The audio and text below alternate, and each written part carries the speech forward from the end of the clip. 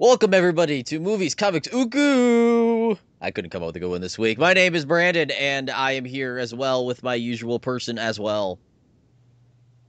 Chris, but that's hold on. What was your word? A goo? Yeah, You were like right before the start. You were shitting on me for using Uzumaki, but fucking a goo works. it's because I said it right after you You said have that. to have you have to have like a dictionary or something. I Is a goo even a word? no, it's just two animes for my taste. So, how are you doing this week? I'm good. I'm a little jarred now, but I'm good for the most You're good part. for the most Busy. part? Yeah, I've been busy too. I hear that. Yeah.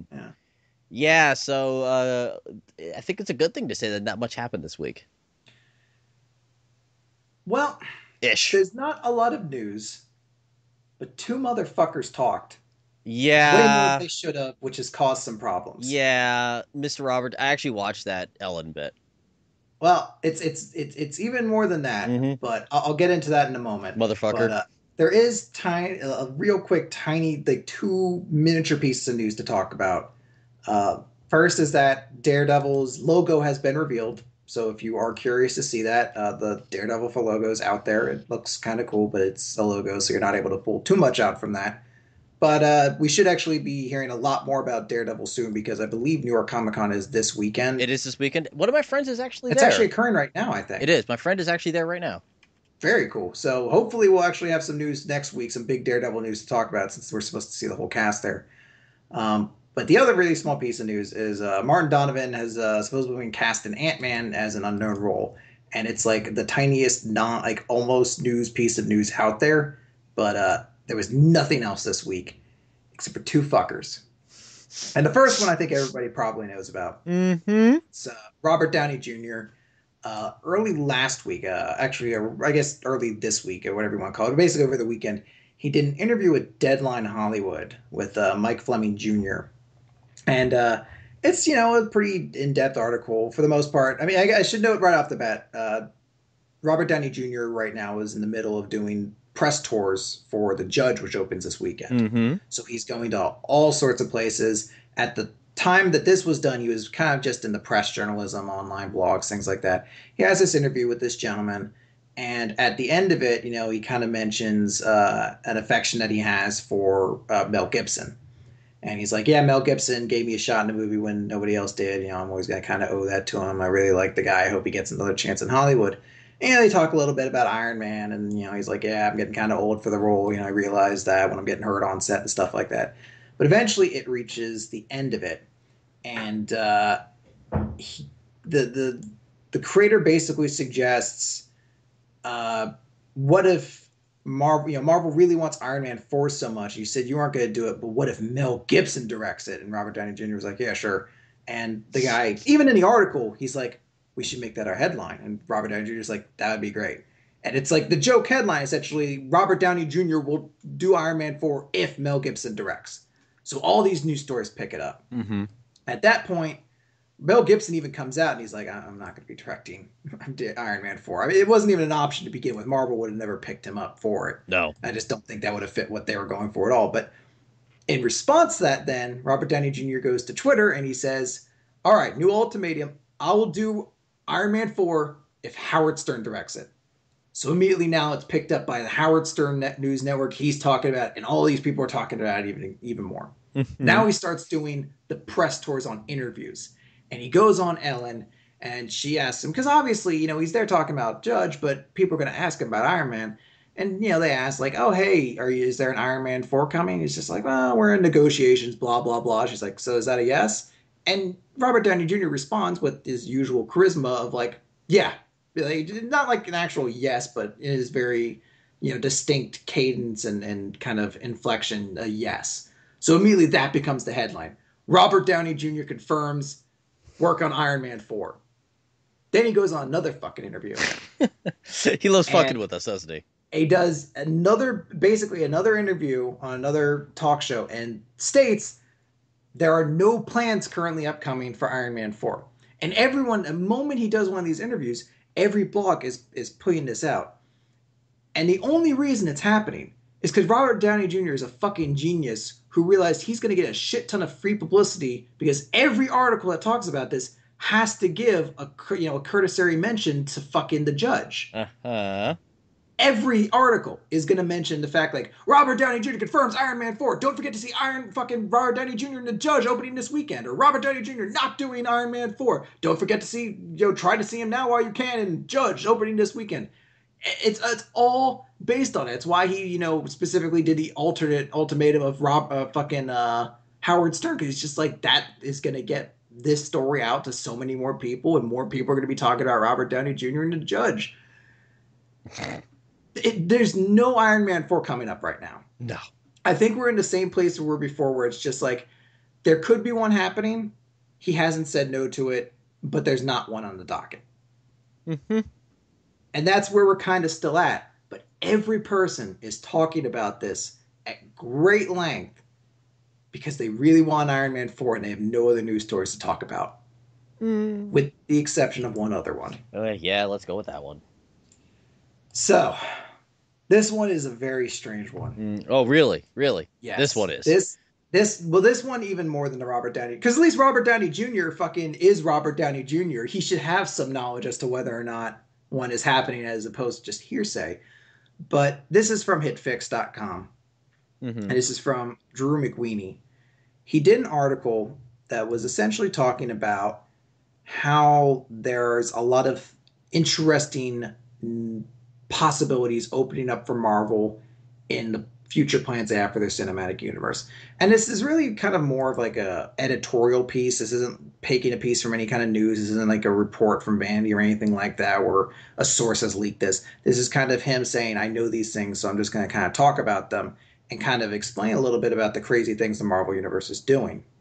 Because it was talked about a couple weeks ago. I think it may have been that Devin person from Badass Digest or whatever, talked about that Avengers 3 might be two different movies, like kind of like how Mockingjay is this year with Hunger Games.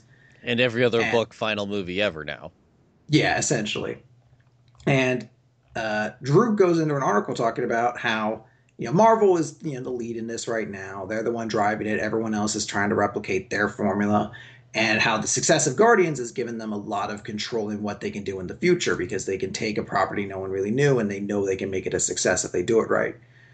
And the thing that was kind of noted within this is that Marvel right now is not really interested in the idea of doing like a James Bond kind of recast to its characters. That when Robert Downey Jr. is done with Iron Man, they're not just going to get a new Tony Stark and just have him replace the role. Instead, their notion is to start filling in with new superheroes. So that's why we'll get, maybe Iron Man and Captain America will leave, but Ant-Man, Doctor Strange, and, Black Bolt will suddenly now become main characters in this Marvel Cinematic Universe, and we'll play with them instead. And, maybe we'll worry about recasting for a very long time. Maybe the actors will come back. Or we might get Bucky as Cap. Yeah, something like that. And they note, he notes in this article, he's like, then if that's the case, Avengers 2 or Avengers 3 might be two movies, because the first movie will kind of be the end for that first main cast. And then Avengers 2 can pick up with the rest of this new cast that's going to be coming in to kind of fill in this role. And there's more to this article. He goes on to talk about how Fox is really, has a lot of animosity towards, or Marvel has a lot of animosity towards Fox. But the thing that has piqued everyone's interest is because about partway through the article, he reports, and he can't confirm this. He can't say at all that he can't basically get the confirmations for this, but he's like, for what I'm hearing, there's some very cool Spider-Man plans being discussed that would allow Sony to refocus their franchise and open some connections to the on-screen Marvel universe. So they're basically saying Sony is opening up the door to the possibility of Spider-Man entering the Marvel Cinematic Universe, either through a partnership or whatever sort of method they would use to sell that kind of rights to them. Hey, Chris. Hey, Fragger. My two arms are for some reason in jerking off hand motions. I have no idea what's happening. It's annoying because this story has been picked up and ran with.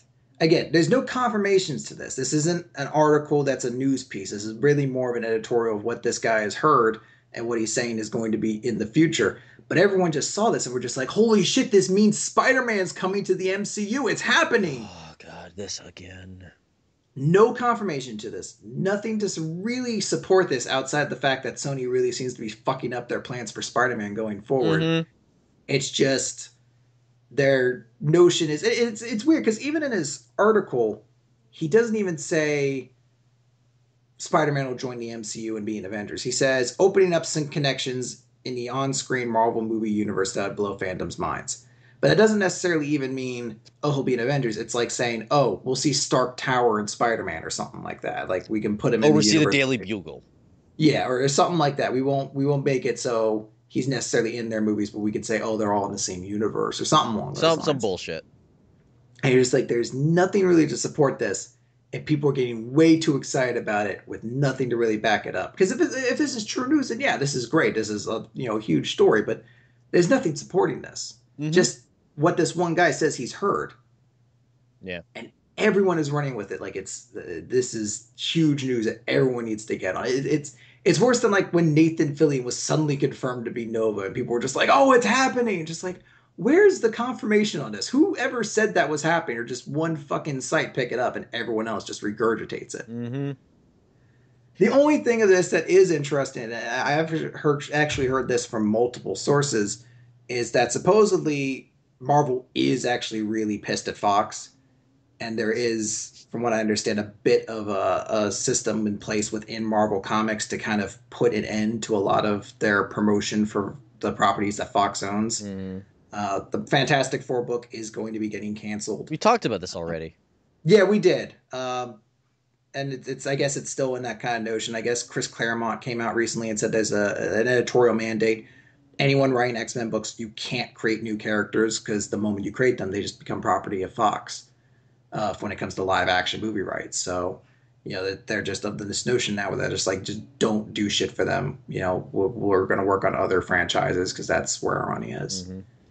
But yeah, it's been a bit of a frustrating week just because there's no actual news coming out. So people are just extrapolating upon this news, particularly because Robert Downey Jr. is very good at trolling.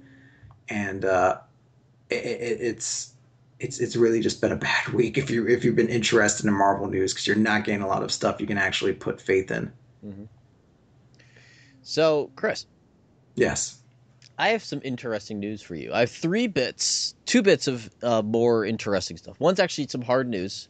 Did you know that Guardians of the Galaxy had its full Blu-ray list put out?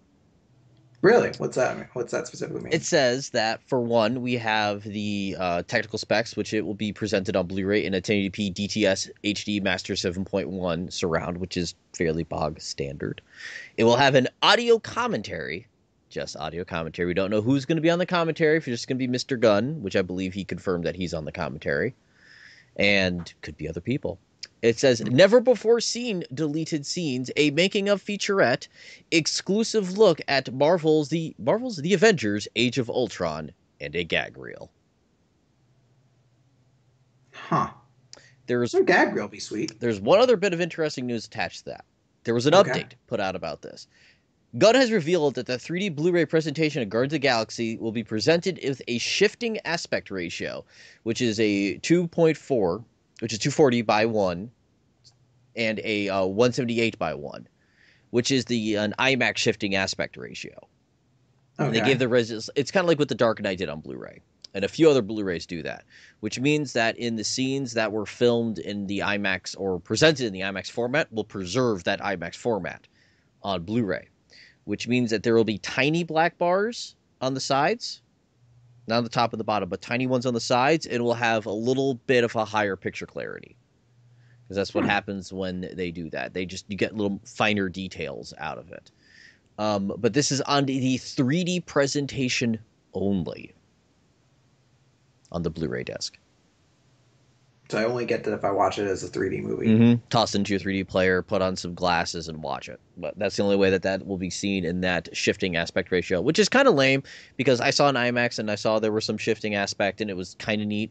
It does kind of get a little distracting when you're watching it at home.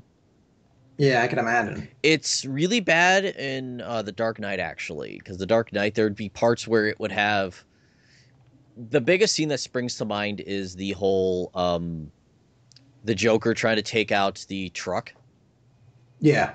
There's parts of that where one would be in the IMAX format, they would cut to some other scene, and then that wouldn't. Oh, that sounds It awful. would just Like go. I'm just constantly being jarred between two different versions of the film, like two different, like completely visually different looking Mm-hmm. versions. That sounds terrible. Mm-hmm. It was pretty bad. It was really annoying. So I believe Guardians was a lot better about that, where they did, well, since The Dark Knight, they've been better about doing that, where they are just one scene like that. The whole Okay. scene is in that way. But that is the information that we currently have on the Guardians 3D and 2D Blu-ray release. We still only know of the 2 editions of it, although we know retailers will have their own exclusive versions. And who the hell knows what other pack-ins we're going to get, since this is the biggest movie of the freaking year. Other than that, they just continue to say December 9th. You excited? I'm very excited. I cannot wait to put that in my collection. Now, speaking of Guardians and numbers, Guardians has, of course, incredibly slowed down. It had to happen eventually. It's only It's only been out 2 months. close to 3, Chris. It's October. It's been longer than you think. It's the start of October, though. Still, it's longer than you think. No, I think I was actually pretty accurate on 2 months. Don't you be mean to me. I can be mean to you all I want. That's uncalled for. Or actually, this weekend's going to be weekend 10. That's a crazy number that it's still in theater. Like that's the thing. I went to see Gone Girl this weekend with my sister, And Guardians was still there.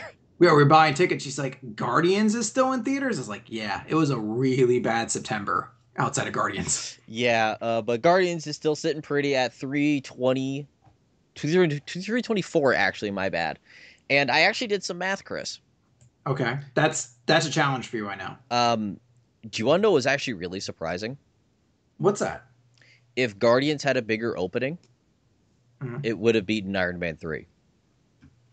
Wow. Because the difference in their openings is about 70 million, give or take.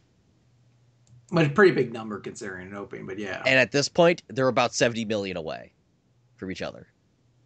That's insane. Did Iron Man 1 make, or Iron Man 3 make like $1.3 billion? Like, how the fuck? In worldwide, yes, not domestically. Yeah, well, I'm just like, wow, that must have been a big fucking jump. I guess maybe China gave him a shit ton of money. It did. I was wondering what the rest because Iron Man 3 opened with 174. Guardians was 94. Iron Man ended its run at 409, and what's Guardians at? 324. That means that if you want to do some math there, in less theaters too, because Guardians actually opened in 200 less theaters than Iron Man 3 did, that Guardians did about as good as Iron Man 3 did. That's insane. I mean, that math kind of checks out. Every time I do, it does. It plays up. It relates well. And I mean, I mention this kind of every week when I say it's insane the numbers is, but it really does just go to show. I mean, I remember saying if it made 450 million worldwide, that would be a great number for them. The fact that it almost was their second highest grossing film, or is at least almost a comparable kind of realm to that, is it just says so much about that movie and what Marvel really can do going forward. Now, do you want to hear something even crazier? Now, this isn't an exactly fair comparison because the time of years these two movies came out, Iron Man 3 coming out, and actually it came out fairly crowded, if memory serves. Yeah, it came out like late May. Yes, which is usually early May, actually. Yeah. But do you want to hear something kind of funny about that? Go for it. Here's the funny thing that I'm about to tell you. Guardians started doing better week on week than Iron Man 3 on week 5. Week 5 for Guardians was 17 million. Week 5 for Iron Man was 11 for Iron Man 3. Which is why in the end Guardians is not that far off from Iron Man 3. 70 million is a big number, but that's just because it didn't have that big, huge opening weekend. And let's imagine how much more money Guardians had made if Turtles hadn't come out. That would have been a big jump. Turtles did kind of eat into them quite a bit. It did cut into it. That's why the second weekend for Guardians was half that it was. And Iron Man 3, Iron Man 3's opening was 212, it says. The first weekend gross was 212, which is insane. 212. And then its next weekend was 89. So yeah, That is kind of insane to me that Iron Man 3 was, that they were that close in the end. Yeah, it is actually pretty telling because it kind of felt like that thing like, well, you can't beat Iron Man 3 because I mean that made $1 billion. So unless you're crazy awesome, you're just not gonna be that lucky. But if you actually look at the numbers, like not actually that far off. Yeah, the only things that are really the big deciding factors is time of the year is actually really what it is because it's been only like a year and a half since Iron Man 3 came out. So ticket prices aren't that big. I always forget how short Phase 2 really was. Yeah, It was only 2 years. Yep, it's been a year and a half since Iron Man 3 came out because it came out May 3rd, 2013. So I always forget. I always forget. I always feel like Iron Man 3 came out, and then the next year Thor: The Dark World came out. I always forget that they actually, same they came year. out the same year. Yeah, it's insane. Yeah. But yeah, so ticket prices are around the same amount of theater seat. Yeah, everything's kind of the same except for the time of the year. That's the only deciding factor in competition. Where Guardians had like none, Iron Man had some competition, and also Iron Man did not have that great of word of mouth, which is why it did kind of drop off fairly quickly. But when we're talking about week 4 being number 5, that's not too bad. Whereas Guardians was literally 1, 2, 2, 1, 1, 1, 1, 3, 6, 8, 9. That is no competition, is what that is. Yeah.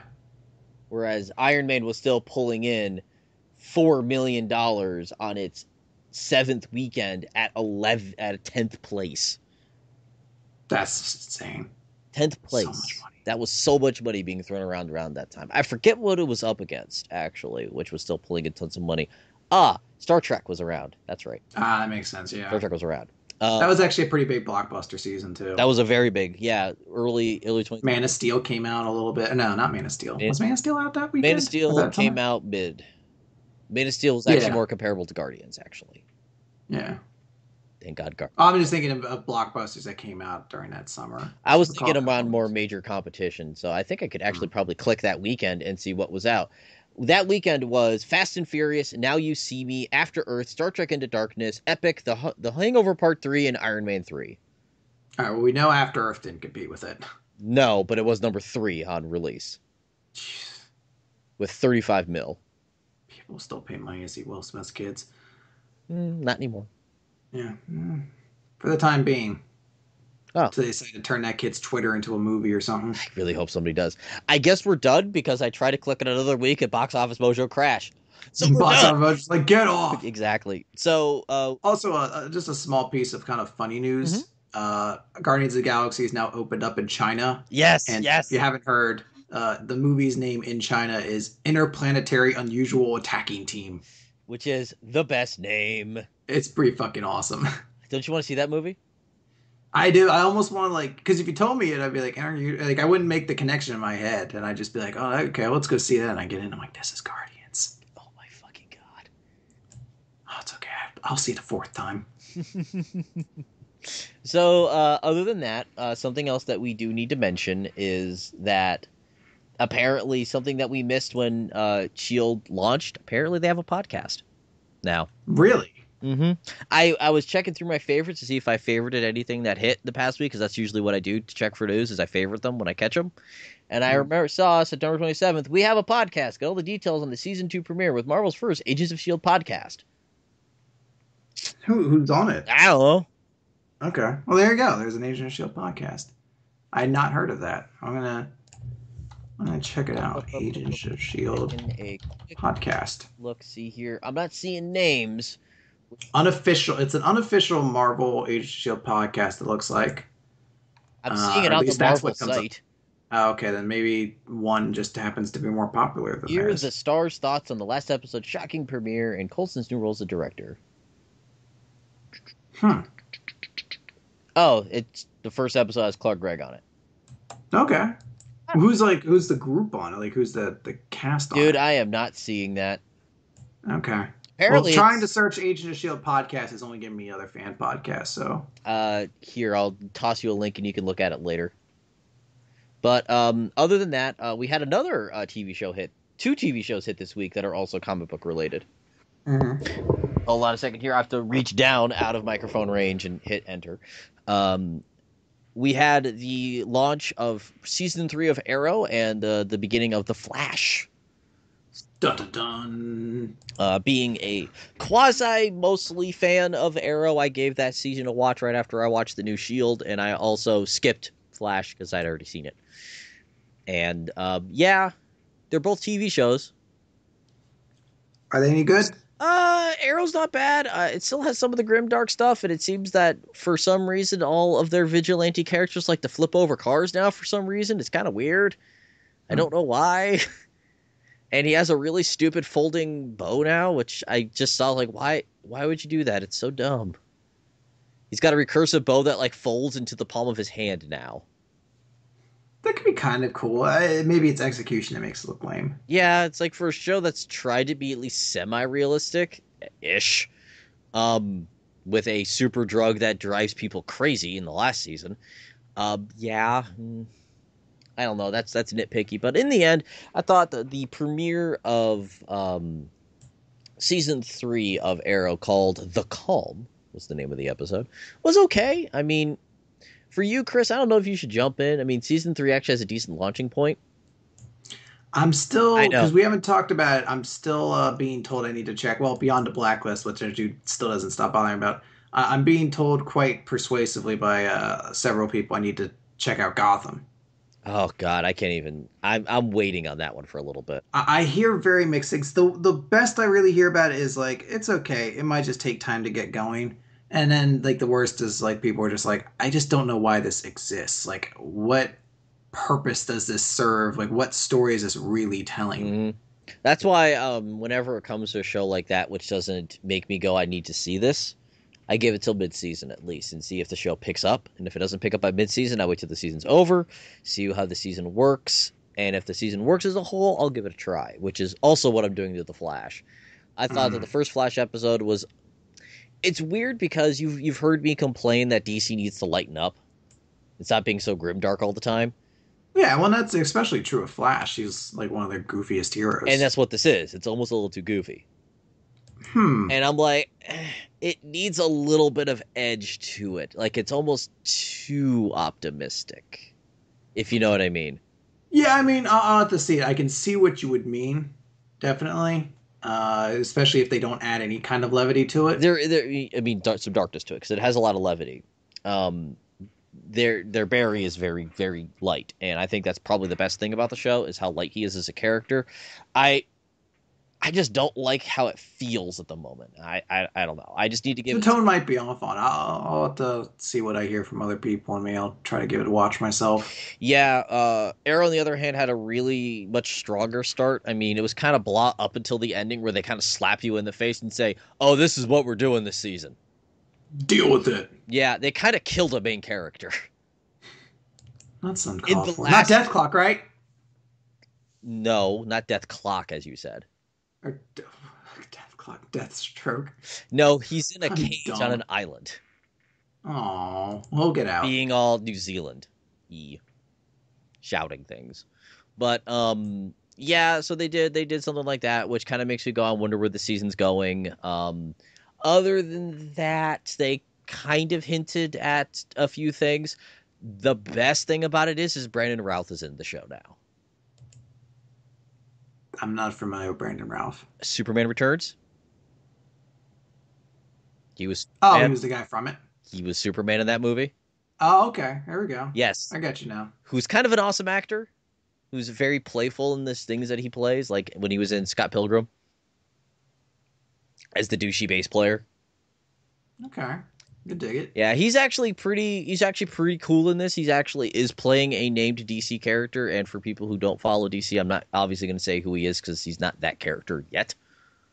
But yeah, it's actually he's probably the reason I'll tune back in next week. Is Brandon Routh is pretty rad, but in the end, Arrow season 3 kind of is keeping almost the same kind of formula from the last two seasons, and season 2 had a better opener just in the fact, like it's very connected to how Shield is, where Shield started as a very light show, Yeah. then got Almost not even like a Marvel show for a while. It just almost felt like a show that, like a, not a cop show, but like a James Bond show with high tech gadgets. exactly started very light, very happy, friendly, optimistic, then got dark and got found its depth.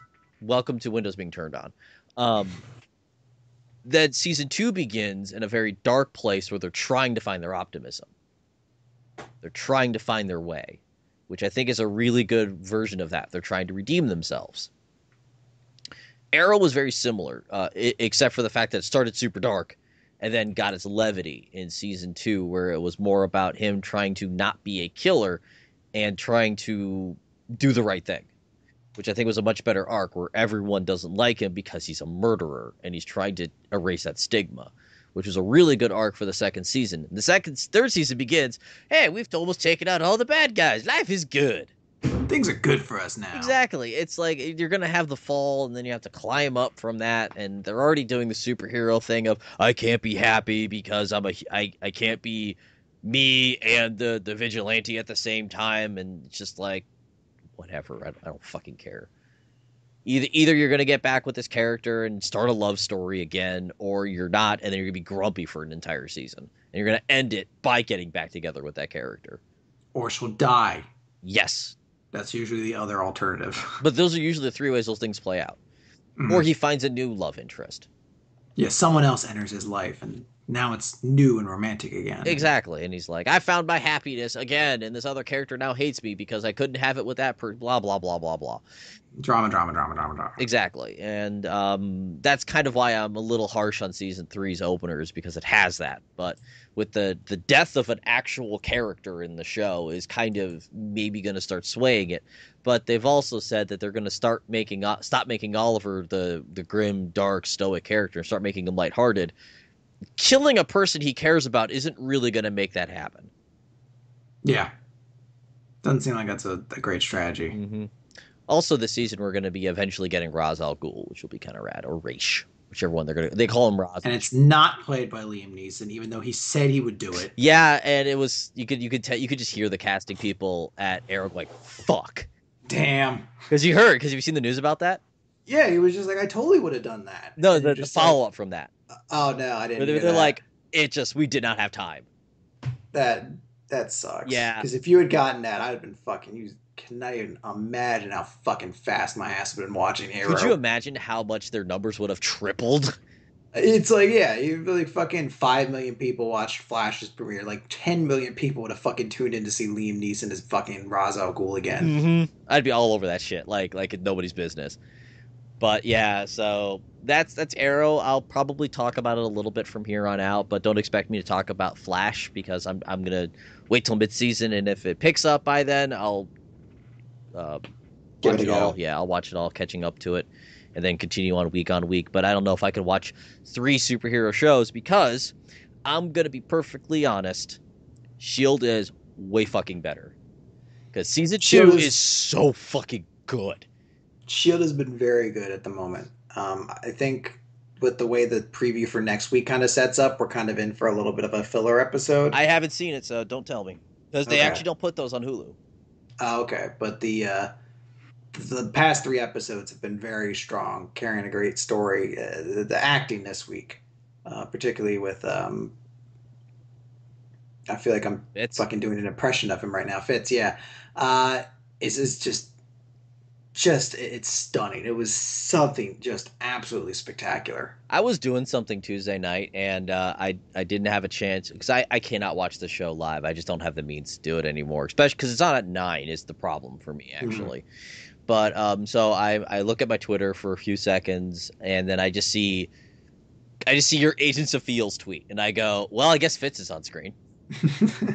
It's where he comes in, and yeah, you get that moment. You're just like, oh yeah, I really like that scene. You know, even my cat agrees. Wasn't it sad, Liam? Oh, now you're not going to make any sounds. Now you're just going to make me sound like I'm crazy. You are kind of crazy. I do have a cat. That's true. It's like halfway to being crazy. So, let's talk about the plot of this episode, which is pretty much just, hey, what's Ben Simmons up to? Mm-hmm. Teaser came out earlier in that week that showed essentially like the first sort of like 5 minutes or not 5 minutes, like the first minute or so of the episode with Simmons waking up, and then the reveal of, oh, holy shit, Simmons works at Hydra. Oh my god, I totally believe that that's happening. She's a Hydra agent. And then all the follow-up sort of teasers were of the scene with Coulson in her apartment, and just ends with the line, "You thought I wouldn't know?" And everyone's like, "Oh shit, she's part of Hydra, and Coulson knows, and it's gonna find out in the same episode." And they immediately subvert that by just being like, fucking sriracha sauce. That's all you have in here. Beer and What's going on? sriracha, what the fuck? It's a shitty diet. There's no protein in it at all. Maybe you should bring not fast food to Dead Drops. And it's like, womp womp. But yeah, I mean, that was sort of the premise going into it, that we knew is that, we're going to find out about Simmons, and, she suddenly works at Hydra. And as we came to find out, she is in fact an undercover, a sleeper cell agent, essentially within Hydra. And during her work in Hydra, she finds out that someone she met last season during her efforts with S.H.I.E.L.D. is now being hunted by Hydra. But to maintain her cover, she has to kind of help bring him down. Mm-hmm. So it's a rather conflicting sort of mission for her this time around. Yup. And shenanigans is the best way of putting where it goes from here. Mm-hmm. As it always is with S.H.I.E.L.D. I think that the A storyline of the Simmons stuff was okay. All the B stuff was much better. Yeah, I mean, her stuff was good. It didn't have as much punch as I would have liked in certain moments, but I think maybe they're kind of saving that for later on. Mm-hmm. But you definitely do still get a hit with some of her stuff, and more so you do get it with Fitz, with all of the B. the B storylines were really strong this episode. They were, and I guess I've started to realize now why Agent Triplet is considered a guest member to the cast right now, because they're definitely utilizing him in a more supporting role right now. It's like, Triplet, fly us there, and it's like, okay, and that's Triplet. You want to be on this mission? I will be lookout, so I can film this one indoor scene, and that's it. Hey man, the guy's working, getting paychecks. That's rad. Hey, nothing against. I mean, the dude I think works on another television series, so it's not as though he's not busy. Yeah, but I do understand now why he's listed as guest star now, and I also understand that Patton Oswalt is considered a guest character too, since he hasn't been reappeared since the first episode. But he's mentioned every episode, so at least there's that. Yeah, they're keeping him in it. They're not going to put him in every episode, which I think probably works best. Yeah, it's probably too expensive to have Patton Oswalt in every episode. Mm-hmm. But no, I mean, as I mentioned, it's all of the B storylines. I mean, there's some good stuff in there. All of the Simmons stuff in the episode, once it's revealed that she's a double agent infiltrating Hydra, it was kind of like you knew where it was going for the most part. Yeah, I mean, they're kind of juxtaposing it with this other agent who's being interrogated by Hydra. Yeah, one of the B storylines, which was really interesting. Yeah, and I mean, you're just supposed to kind of realize, oh shit, if they find out, that's what's in store for Simmons. But yeah, I mean, ultimately, just following her story is just kind of for the most part. It has some payoff at the end. It does. It does have some payoff at the end. But all the B storylines is Skye deals with on a week by week basis. Fitz being Fitz, and then eventually having his culmination. The Agent 33 or 38, whichever number it was. I think it was 33. I think it was 33 as well. I don't know why, at the first time we saw her in that scene, I thought it was a flash forward and that was Skye in there. Mm-hmm. For it took me way longer than it should have been. I don't think that's Skye. But who else is it? Because they kept acting like it was someone I was supposed to know for a while. I was just like, who is this? And I was like, oh, okay, it's a new character. One of those things that exist from time to time. That makes more sense than they just flash forward to Skye's being captured and interrogated. And I was just like, oh, how did we get to here? Months later. Yeah, 4 months ago. That'd be great if it was 20 minutes ago. And I'm just like, wow, a lot's going to happen in this episode. Damn. It also gave us some more of Whitehall, which is pretty nice. The Kraken. Mm-hmm. We got some more of him, his second in command, which I can never remember his name of, Mr. Other Hydra Guy. Something Samil or something like that? Something like that. Goon. Hydra Goon. I like the fact that the Hydra agents that take Simmons up are wearing pretty much the strike costumes from Captain America. Mm-hmm. Did you notice that too? Yeah. And I was like, yeah, they're wearing the turtlenecks and gun holsters that are all black. And I did like some of the jokes of saying, man, Hydra really likes to label things like S.H.I.E.L.D. does. Yeah. Every time they're like carrying a crate, it always has a big giant fucking Hydra emblem on it. I noticed there was like a water bottle that had a Hydra emblem on it, and I'm like, fucking really? I'm just like, aren't you guys supposed to be a secret Nazi like unit? Like, how do you keep labeling yourself like this and no one finds it? Mm, Hydra. Hydra. Yeah, my Hydra. Hydra. But in the end, I thought it was a pretty great episode. It did its thing. It's kind of I like the fact that each episode is peeling away a little bit of the major plot. And I think you may have noticed this too, but we have to acknowledge the fact that probably the end goal of this season is going to be Sky's father, since they haven't stopped mentioning him. Yeah, I mean that's the thing is that is progressing in a way where you're like, we're gonna definitely get something. I feel like the two of those are gonna interact almost by like the mid-season. I'm thinking that it's not going to be the mid-season. I think Whitehall's the mid-season, and that's going to lead into the second part of the season, which is going to be about the father. Yeah, it definitely feels like that's where they're shaping it up because as I said they're mentioning it every week and it's progressing. It's not just a hey, don't forget about your father. It's now more stuff's kind of coming out. Sky's getting further into it. We're seeing these details come out that are pushing her in that direction. So, But yeah, he's definitely going to be the culmination of the season is going to be about the father, because that's either that or the symbols because the symbols are a big deal too. they're not as deep into that. I'd say that's probably going to be something that they're going to address a little bit here and there, and that may also lead into Sky's father. Well, it's probably going to connect with it if she Probably, is supposed to be special and it's something to do with that symbol, or probably, if it has some tie to it. probably. But I think that is just the big thing is going to be Sky's father, since they are just not letting it die. They may give us a break this coming episode, or they may just, or you know what, they're not, because she just found out that her father's alive from fucking Ward, so she's not gonna just be like happy and free. She's just probably gonna mention the father to Coulson. He's gonna be like, "Don't forget about it. I'm Coulson." Yeah, the wacky joke. Yeah, or something like that. That's pretty much how that's gonna pan out. But that's pretty much it for that part of the episode, except for what happened with Fitz. Mm-hmm. Mm-hmm. So, Chris, since you had tons of feelings on the Twitter, why don't you talk about it? So at one point, and it's the one thing we kind of haven't been mentioning, but spoilers then, in case you haven't seen it. Dylan Minnette comes back to the show as Donnie Gill, aka Blizzard, I guess was the code name that it was generally used with him.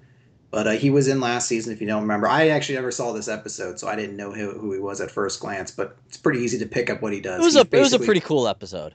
Yeah, he freezes everything he touches, and he's back in the season. He's the one that Hydra is hunting down. So Simmons is being ushered out to go find him, and the rest of the SHIELD team goes out to basically try to intercept and rescue the kid before Hydra can pick him up. And they leave Fitz behind. And Fitz doesn't like it. He eventually finds out that I believe he actually finds out that Donnie's part of it. And he's like, I need to be there for this. I was there before. But there's no way for him to find out where they're at except to go down and actually confront Ward. And he goes downstairs into that, basement, puts away the shield, and the moment he sees Ward, it just breaks for him. He starts hyperventilating. He can't look at him. The look on his face really conveys just this absolute pitch awful horror as all the feelings come back and he just cannot react to it at all. And I love it because they sit on it for so long. It's like a solid minute of him just not really being able to react. He can't speak. He just kind of almost curls up. And it really just sounds how traumatized this kid is. And particularly about Ward. He finally gets out and he's like, you're the one who made me like this. And all the fear kind of gets replaced by this biting, vicious anger. And he's like, you're the one who made me broken. I don't know if he uses the word broken or he uses some kind of synonym to that. Like, you're the one who made me wrong or something like that. Yeah. But it's such a powerful scene where this, he sees him and just absolutely just crumbles to pieces, then picks it all up and just so angry. And it's fucking phenomenally acted. Just absolutely incredible from, I'm going to fuck up his name, Ian D. Casticker. I think is how you say it. But regardless, he did an absolutely phenomenal job in the episode. Yeah. He really did. I just especially like seeing him breaking further when he's like killing Ward. Mm-hmm. And that's the thing. And you also have to give credit to Brett Dalton as Ward, who kind of plays this role where he's not like evil. He's not like happy. Fitz is like that way, but he's still kind of a shithead about it. Like the first thing he does, he immediately starts making excuses for. He's like, I gave you a chance to survive. Like that's why I did it. I knew you guys were survivors, so I knew you'd get out of it. And you just said, like, man, you fucking did. You fucking did to kill them. Like there's no way you did that on the thought that they just break out of that. Mm-hmm. You just knew that there'd be a Shield radio in there. That after Shield's disbanded, may still have people listening to it on the radio to listen for Shield distress calls. Samuel Jackson would show up. Exactly. No, you didn't know that. So no, I mean, I really, really dug what both of those did in that point. And as you said, yeah, fucking Fitz gets dark and starts trying to kill Ward by suffocating him. I want you to know how it feels. Yeah. It's great, and it adds into a thing. Ultimately, Fitz gets what he wants. He finds the location. He manages to help them out and save the group. But afterwards, Coulson's like, "I saw what you did there, and I'm not happy with it. Like, I don't approve of that kind of action here." And it's again that situation where I like Shield is a conflict, like it's a tough group to entirely get behind. Mm-hmm. I really dug it. Really, really dug it. And Sky has a good kind of story this time in that, she goes through the episode talking about how she's never killed before. Mm-hmm. And they kind of play it up at the beginning that she's got this heart monitor watch on. And, she's pretty calm, cool, and collected when she's firing. And she has to finally take a shot and takes out Donnie. Yeah. So her first kill was on a kid they were trying to protect. But she didn't have another choice at the time. And then afterwards, she meets up with Ward, and after she leaves, you can see her heart monitor is going crazy. So even as cool and collected as she's trying to appear, she's starting to break apart too. Mm-hmm. Really good stuff. Yeah, it was an absolutely excellent episode all the way around. The only thing that I think that Shield Season 2 is kind of having as an issue is their A plots aren't the best right now. But that's only the glue that's going to hold the episode together. And if it's like, oh, the A plot was okay and everything else was really good, I'd take a decent A and really good B and C plots than just the other way around, really. Mm-hmm. And I mean, it's also, it also comes with them trying to kind of find like every episode, they've all been connected, but they've all been also kind of standalone too. Like every episode kind of finishes the plot the episode began with. Like Donnie's handled at the end of this episode. And last episode they finished off Crusher Krell. So maybe when episodes start to kind of carry into one another a little bit more, the plots might start getting a little bit more grabbing. I know what you mean, but like I just mean that the little moments are better in Shield than the big moments. Oh yeah. Well, I find that true for most media. Well, there's some times where like compared to Arrow, the A plot was better than their B plots. Like, their A plot was actually pretty damn good, but their B plots weren't. But, like, I have to say, my favorite part of this whole episode is? What's that? Mac being Fitz's friend. He's just the cool friend dude. He's pretty awesome. I just like it's like, oh yeah, so that means this is all happening. That means you got time for your Xbox tonight, huh? Mm-hmm. I just like how we actually see him just fucking playing Xbox at one point. He's playing Gears of War Judgment, if my memory is correct on that. He just goes, I just like the notion that he knows the rest of the team are on a life-threatening assignment, and he's still playing Xbox. And he's just like, look, man, I'm on a break. I actually like that they actually made a Gears of War reference too. Yeah, I just killed the boomers. They could have been like a Law and Order and just been like, I had to save the princess, man, or something like that. But they went the extra mile and actually made the joke apply to the game. Mm-hmm. And I didn't do my traditional video game playing on a piece of media analysis, but my head didn't scream TV show game playing, which is good. Anyone who can pick that out, which is just the when you see them like mashing, like they're like pawing the controller. Every button's being moved, like every trigger being pulled, and you're just like, you're not like none of the action on screen's reflecting what you'd be doing if you're inputting that. Yeah, it didn't look like that to me. I mean, there was a part of me that wonders like, is he holding a PS4 controller? I almost wonder if they should just fucking film the dude like playing video games, and he's just like, oh, I had to do another take and play more video games. Oh man. Yes, but that was pretty cool. I really did enjoy that little bit. I just like the fact that, we're not getting a ton of Mac, but I like the fact that Mac is just like, yo, Fitz, let's go do stuff. Still don't know who he is. And I almost hope we never really find out who he is, like where he came from or anything like that. He's just Mac, the dude who was shown up in Shield, the mechanic and friend guy. And he's cool. Yeah, like he's just a dude who's there and he's cool. And you know what? Maybe we'll get some depth on him in the future. It'll be kind of neat and add some new dimension to his character.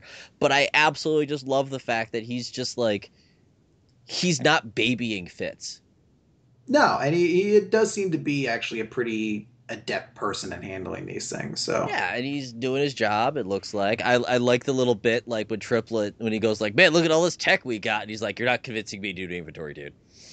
yeah, Though those beats are what I love in this show, and it's actually making me love the character of Mac. Whereas, like, it's like, oh, Sky's here, interesting still. Or they're giving her depth. that's one of the things I like is when the humor in Shield feels very natural. There's certain things that the show has done where you're like, this is a little too joke punchline setupy, Mm-hmm. like a little too like unnatural. So I like those moments where you're just like, I'm not fucking falling for that, man. Like that is like just feels naturally funny to me as opposed to some of the other stuff that feels like a big setup. Mm-hmm.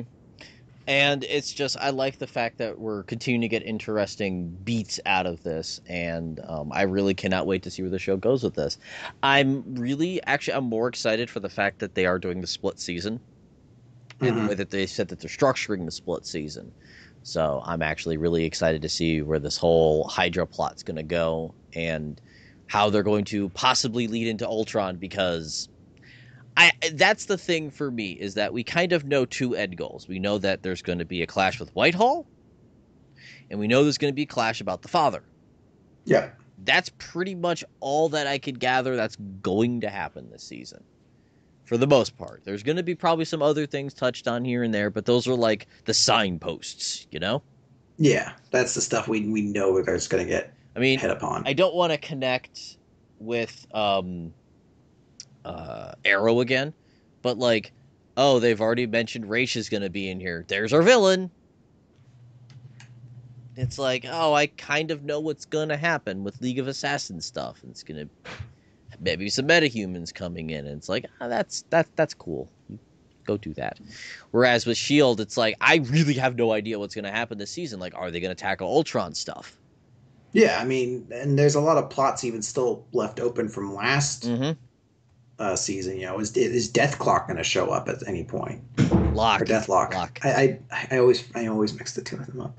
But I mean, yeah, you know what I mean though. Like those characters were from season one. I mean, we already seen Reyna's back. Are we expecting all that to be resolved too? Like, there's a lot of areas they can go. And they have some nice little things to touch on versus I don't know. I mean, I like Arrow for what it is. I just think that Shield is a meatier show at this point. It's got more depth to it than what Arrow is bringing. Part of that's just because it has more to play with being part of the cinematic universe. Well, to be fair, that's also what the Flash is. The Flash is part of the same universe as Arrow.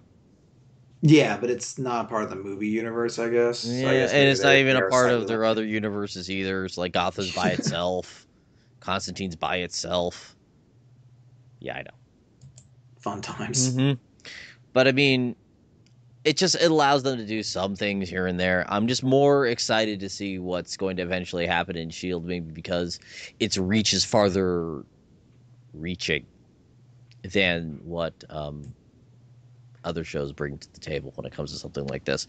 It's also why, like, when I saw Days of Future Past, I'm like, that was a neat movie, but yeah. Shrug. Yeah, I like Days of Future Past a little bit more than I guess you did. But well, no. On its own merits as a movie, I really liked it. It's just when I see a superhero movie like that, I'm like, I really wish I could see, like, the ripples of this affecting other things, which would have been cool, as opposed to... Because, like, that's the thing that I love about the MCU and why we're even doing this podcast in the end, is that I love the fact that Marvel is allowing, like, an action to change everything. Yeah. Like, and that's part of the thing with, as you were just talking about it, with how this season's going to go. You're like, I wonder if anything S.H.I.E.L.D's going to do is going to be something that doesn't necessarily affect Age of Ultron, but makes a question appear within that of like, hey, what happened with S.H.I.E.L.D. that they're not getting involved in Age of Ultron or something like that? Like, what's going to happen? Or S.H.I.E.L.D. comes in and helps at the last minute. Yeah, or something along those lines. Like you're just like, this seems really interesting. Yeah, like all of a sudden the bus appears.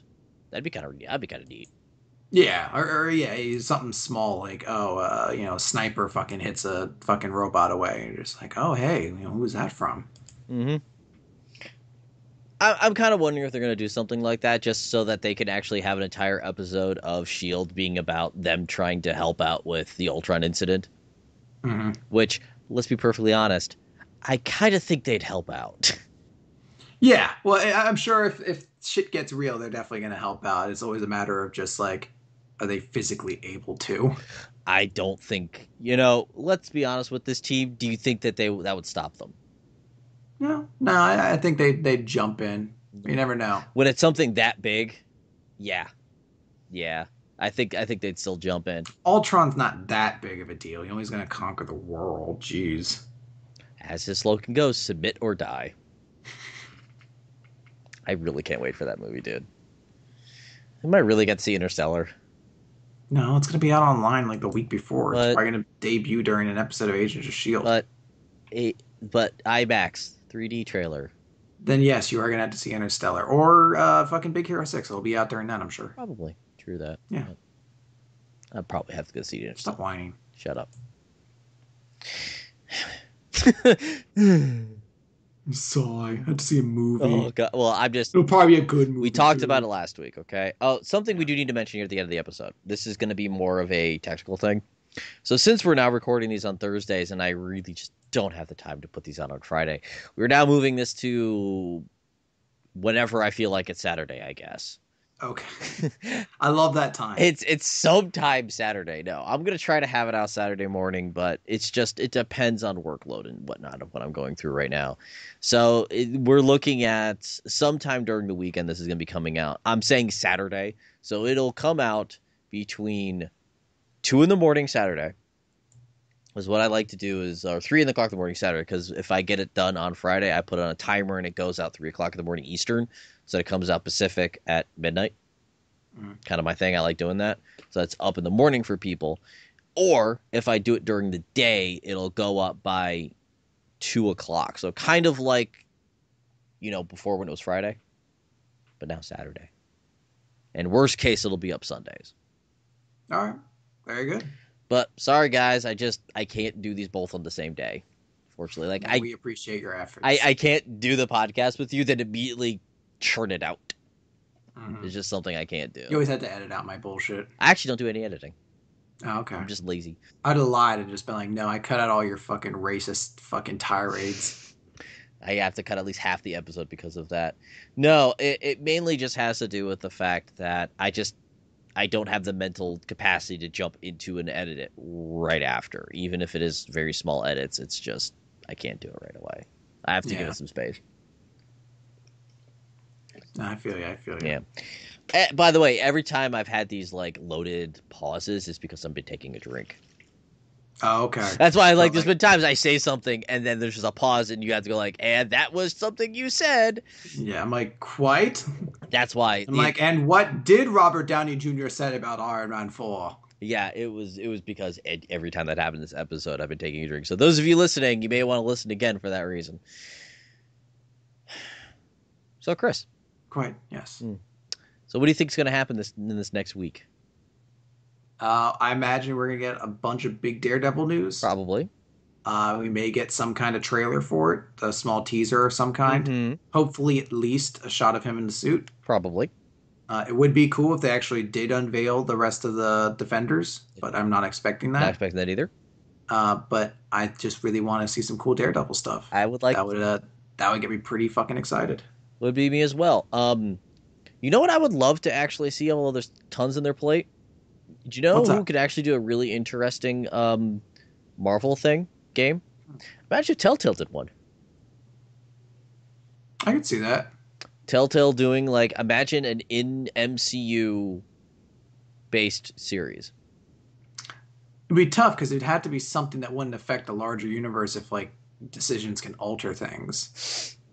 You're forgetting the fact that decisions do alter things, but the end is always the same. Yeah. But I mean, it still would have to be in a smaller part of the universe. So you couldn't be like fucking Iron Man doing that. True, but there's still plenty of characters out there that There exist. are.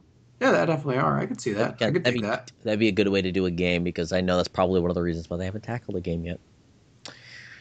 Well, I guess Telltale will get clout because I think their next series is going to be Game of Thrones. Yeah, which I can't fucking wait for. That's gonna be pimp. Yeah, well, I know. No, their next is Tales from the Borderlands. That's right. Oh, that's right. Yeah, I keep forgetting they have the Borderlands property too. Yeah, it's Tales from the Borderlands, then The Walking Dead season 3, and probably The Wolf Among Us season 2.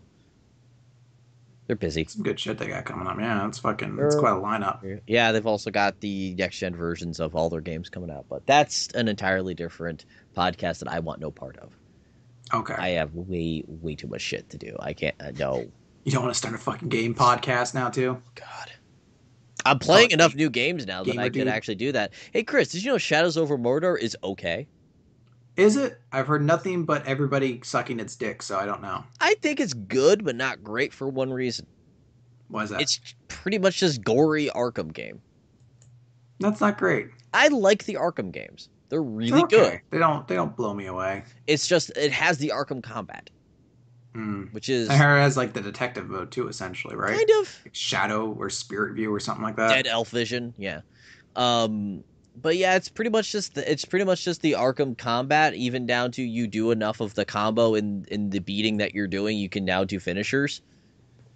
Even a distract and jump over them, which damn near looks like Batman's vaulting over enemies. It pretty much has that combat. You just don't like knock them down. You stab them and decapitate people. Stupid jerks, take that. Fucking orc. It's pretty good. I think that for me personally, it's not a kind of game I need right now. Yeah, I mean, it was trying to also kind of jump in at a time where not a lot of else was coming out, so. Kind of, except for the fact that it's pretty much starting, because it's like Shadow Mordor was last week. This week is Alien Isolation. Next week is The Evil Within. So there is big stuff coming out like every fucking week. So it's yeah. Well, I feel like they just wanted to get in without having to like have a fucking another competition the same day. I think it's just what I mean is that for me personally, it's like it's not the kind of game I need right now. Which is like I'm playing Destiny and I'm gonna start Alien probably as soon as I'm done talking with you at this very moment. So I'm gonna stop talking with you at this very moment. Okay, you enjoy your Alien, sir. I don't know. We'll see. So I hope you all had an interesting podcast. We actually kept it kind of short this week. Succinct, I like to say. Succinct. Fucking god damn it! Why you gotta fucking take my fucking piss out of my wind? Because you're gonna piss all over yourself. Don't you tell me what I was gonna do. No, Chris. You need to pee not into the wind like that. You need to pee with it. We're done here. Okay. There's no more time for this. See you guys next week. Bye. Bye. Bye. Bye. Bye.